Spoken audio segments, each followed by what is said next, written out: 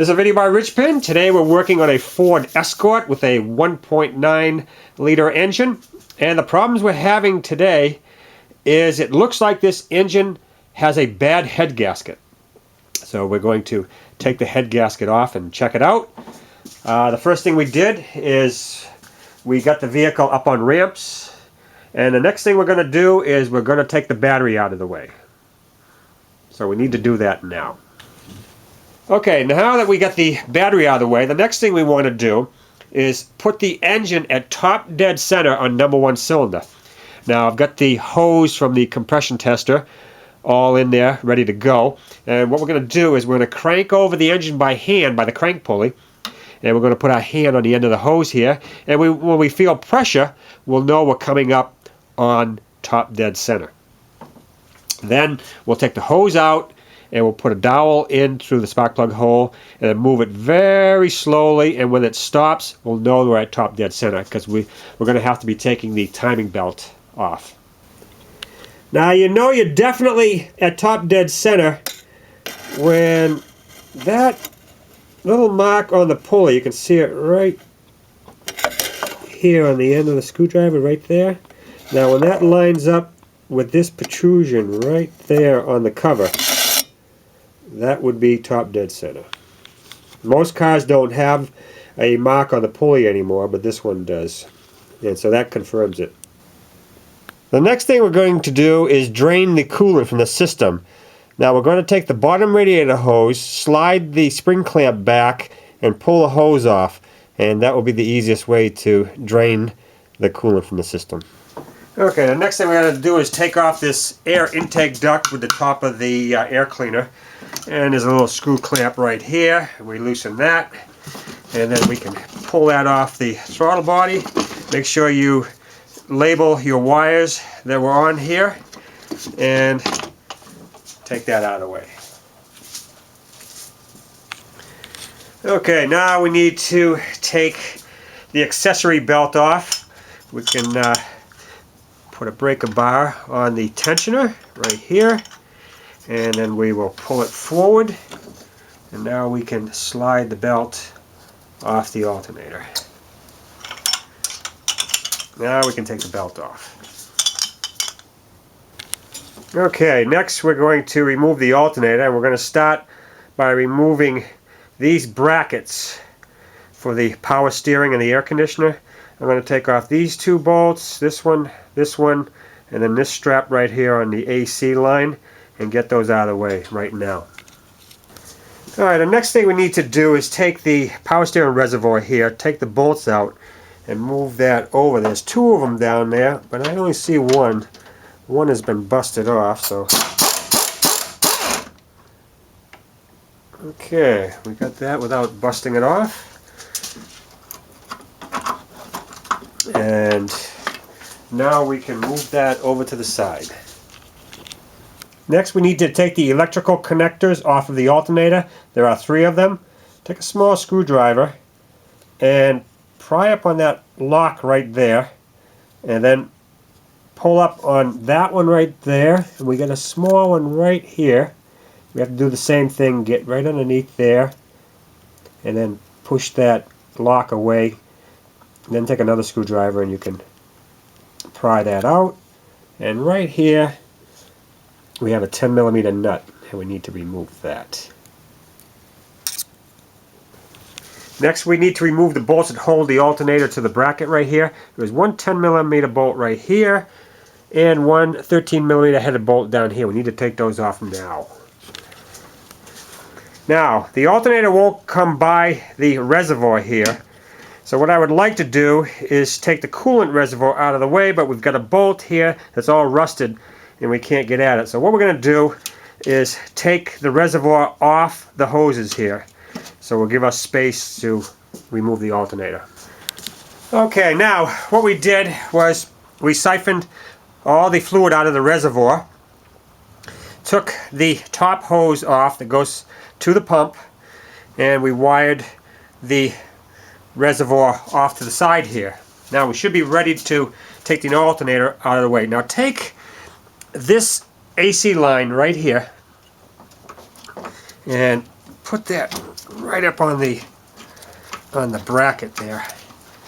And it should hold right there. That'll get it out of the way for you. Now, let the top go towards the front. Rotate the back up just a little bit. And it should come out. There it is. That is a little bit of a tight fit. Next, we're going to take the tensioner out of the way. It's held on by a 113mm headed bolt.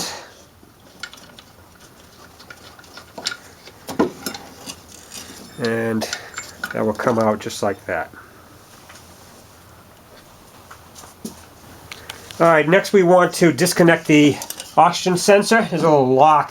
You push down on it and then pull the connections apart because we want to just get that wire out of the way. Next we want to put a hydraulic jack underneath the oil pan because we'll be taking out the motor mount to get the timing covers out of the way. Okay, now we got our jack underneath the oil pan, and there are two 17mm nuts that hold on this piece right here, which is a dampener, and we'll remove that. And underneath here you'll see two 17mm nuts. We need to remove those. And then there are some centralizing washers underneath there. We need to remove those. And then we have this through bolt right here. This is a 17mm nut on one side, 17 on the other side. And we can pull that out. And now we can move our mount out of the way. Okay, now we need to take off the crankshaft pulley. I've got the right front wheel and tire out of the way.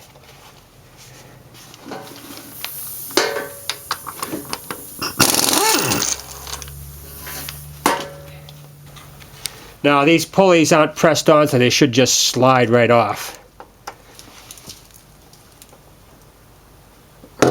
There we go. Okay, now that we got that bottom pulley out of the way, we should be able to get our timing cover off. It's held on by two 10mm headed nuts. Now I pulled this AC line off to the side to give us some more room, and let us remove that cover. Okay, now we need to take the throttle cable off. This piece right here, it pops into this bracket right here. I'm going to use some slip joint pliers and squeeze those little tabs. Now we can pull that out, bring it out through the side, and now we can release the cable.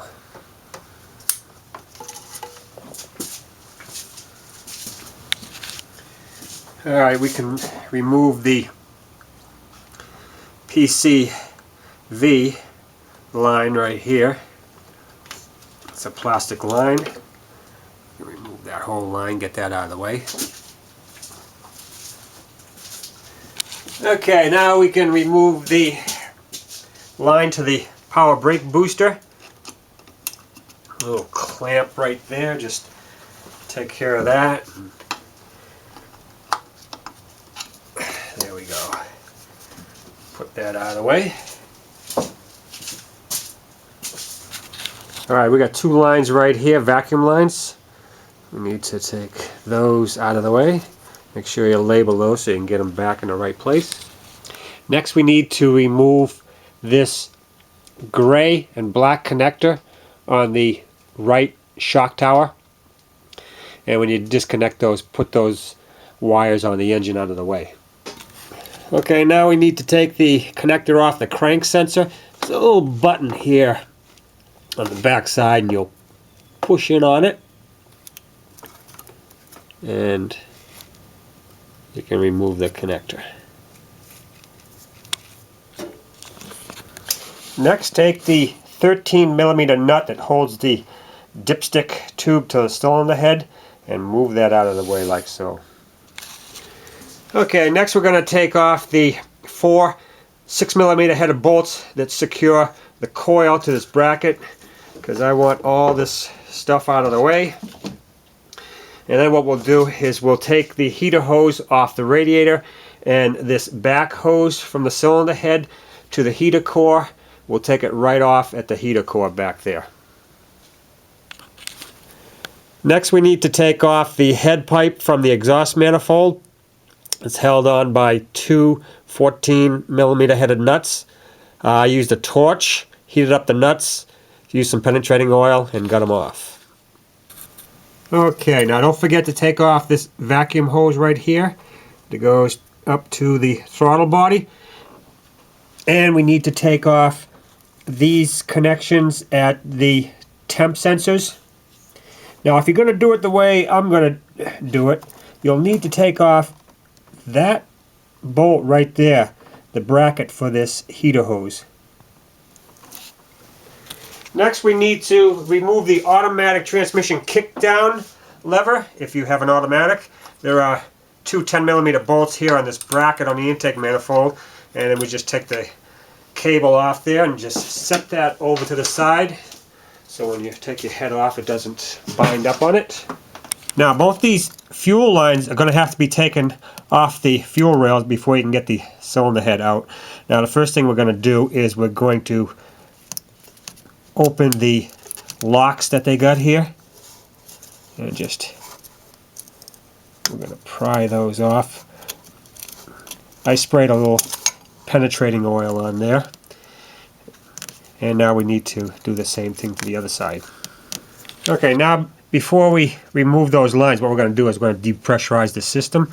We'll take off this little cap right here, and we'll take a little screwdriver, and we're going to go in there and press down the valve and put a little rag over there. There we go. Now we can take off the line. Okay, we need to remove the lines from the fuel rail right here, and you'll need a little tool like this. Now this is a 1/2 inch for this side, and I have a blue one which is 5/8 for this side over here. And of course you just slip it on, and you want to push down, and of course what it does is pushes that gator spring. See, now it's on the bottom of that lip right there. Let me get my hand out of the way. Now you just pull down on the hose, and there it is. It's all off. Now we have to do that to this one over here also.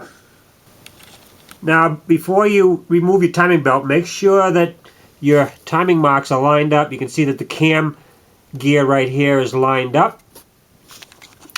And if we look down here on the bottom, we should be able to see the mark on the crank gear down there. So make sure those are lined up before you remove them. Alright, now to remove the timing belt, we need to loosen this 10mm nut on the tensioner, and we have to push the tensioner towards the back of the engine. Now I'm going to use my pry bar right on the belt. It doesn't matter because we're going to put a new belt on. If you're going to use the old belt, well, put something on your pry bar. Alright, now when it's in that position, we can tighten the bolt.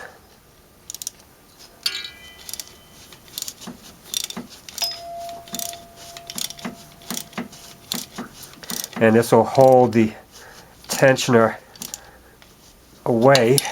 So now we can slide our belt off. There we go.